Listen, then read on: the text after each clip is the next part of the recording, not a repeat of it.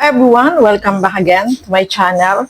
So for today's video mga kalingap, ano ba ang layunin ni Kuya Bal? Bakit binabalikan niya itong mga lumang upload o dating upload ni Kalingap Rob dito sa mga K-Angels, no, mga kalingap. So pag-uusapan po natin sa video na ito, pero bago natin simulan yan, huwag niyo pong kakalimutan mag-subscribe, Bal Santos Matubang, Kalingap Rob at Edna Vlogs. Ang inyong lingkod, Gandang Emmy. Sa mga hindi pa po nakapag-subscribe, please subscribe and please hit the notification bell para lagi po kayong updated sa aking mga ina-upload na mga reaction video. So eto mga kalingap, alamin natin at pag-usapan. Bakit nga ba binalikan muli ni Kuya Bal itong mga upload videos ng Kalingap Rob dito sa mga K-Angel? So ano ba yung masasabi natin dito? Tara, panoorin po natin ang video na ito.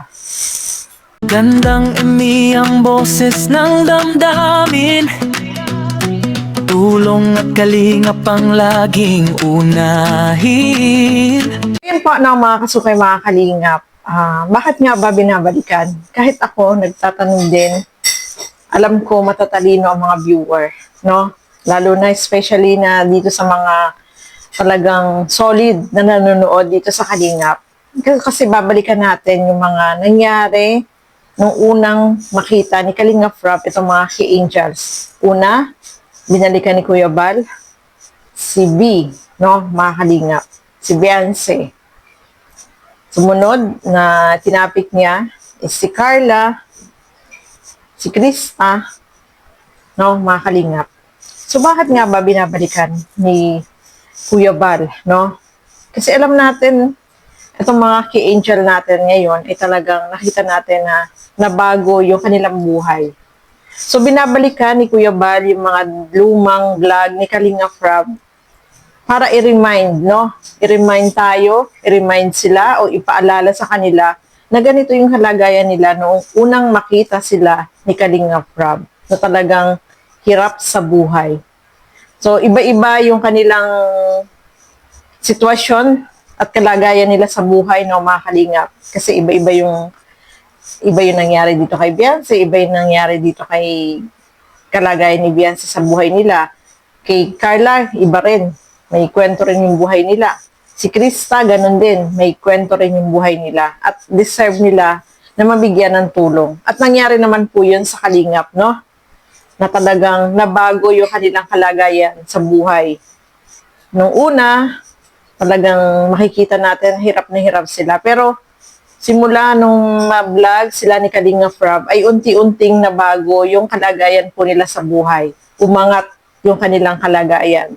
At nakita naman po natin sa ngayon na talagang grabe, napakalaki ng pinagbago ng buhay nila.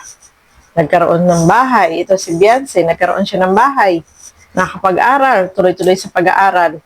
At yung mga dating hindi niya nararanasan, ay nararanasan na niya ngayon. Dahil yan sa Kalingap, no?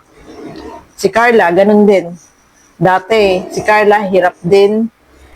Naggagawa siya ng puto para meron siyang pambaon. Pero simula nung makita ni Kalingap Rob at ma-vlog, ay talagang nabago rin po yung buhay niya, no? Ngayon, meron ng pinapagawang bahay si Carla na sarili niya, di ba? So talagang nabago yung sitwasyon nila, yung kalagayan nila sa kanilang buhay. Si Krista, dati nag-aalaga pa siya ng biik, ng baboy, di ba? Ngayon, grabe yung ipinagbago ng kanilang kalagayan. So, ang tanong dito, no, bakit ba binabalikan ni Kuya Bal? Kasi baka nakakalimutan na nila, no? O baka yung pinagdaanan nila sa buhay, no? Na ganito yung kalagayan nyo noon. At parang, kasi nakikita natin talagang sobrang laki ng pagbabago eh. Nung kalagayan po nila sa kasalukuyan. Unlike before na talagang sobrang hirap. Baka nakakalimot tayo, di ba? Minsan ganun eh. Nakakalimot kung saan ka nang galing. Dapat hindi ganun. So, itong kay Kuya Bal na ginagawang pagbabalik tanaw. So, naalala natin na ganito yung buhay nila noon at ganito na sila ngayon. So, yun po yun, no? para alam nila na, syempre alam nyo naman ang tao minsan, no? Nagbabago. Pag nakahawak na ng pera, minsan nag-iiba na yung ugali, nagbabago na yung ugali. Sana ay ganun pa rin yung ugali na ipinakita nila noon at dapat ganun pa rin sa kasalukuyan, no, mga kalingap. Kasi talagang mamahalin ka ng mga nagsusupport, mga supporter, mga sponsor, kapag ipinakita mo yung tunay mong ugali noon at ngayon, hindi ka nagbabago ng ugali. Talagang mamahalin ka niyan, susuportahan ka nila, no? So nakikita naman po natin sa kanila na although talagang ganun pa rin yung kanilang mga ugali, sana ituloy-tuloy po yan, no? Mga kalingap. Sana wag silang magbago. Kung ano sila noon, ay dapat kahit na umangat na sila sa buhay, ay dapat ganun pa rin yung ipinapakita nilang pag-uugali. Kasi minsan nangyayari, at may nangyayari talaga na kapag umangat na sa buhay, nakakalimutan na yung pinanggalingan nila noon. May mga ganong pong tao na nakakalimot sila. So, maganda rin to, no, na ipinapakita muli ni Kuya Bal yung mga nakalagayan po nila noon na talaga namang deserve na mabigyan ng tulong. At thankful tayo kasi nabago po yung kanilang buhay, nagkaroon ng maayos sa tirahan, napakagandang mga bahay, may kanya-kanyang bahay, although si Krista wala pa, etong si yung dalawa ay meron ng bahay, no, na ipinatayo ng Kalingap. So, ito ay ano lang po, no, balik tanaw. Kumbaga, muli nating balikan kung ano yung mga nangyari sa buhay nila noon. Sariwain natin. At wag nating kalimutan na dito tayo nagsimula. At kahit na umangat tayo sa buhay, eh dapat ganun pa rin, no? Sabi nga, ikaw yung pipili ng ano mo, path mo, kung saan ka papunta.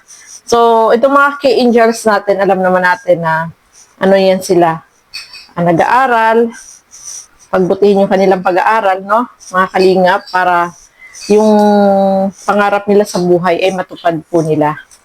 So, maganda rin to na binabalikan ni Kuya Bal kung ano ba talaga yung nangyari. Para manariwa, no? Para manariwa sa ating mga isip na ay ganito para talaga ganito yung nangyari sa kanila. Kaya deserve naman nila na umangat yung buhay nila. Thankful tayo dahil nandyan ang Kalingap. So, ayan, supportahan po natin syempre yung mga upload videos ni Kuya Bal, ni Kalingap Rob, kasi malaki yung naitulong nila. Syempre dun sa mga taong deserve naman po na mabigyan ng tulong.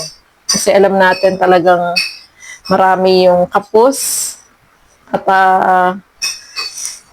marami yung humihingi ng tulong din po sa kanila, no? So, itong masasabi ko lang sa mga key angels natin, ano lang, stay humble lang palagi, no?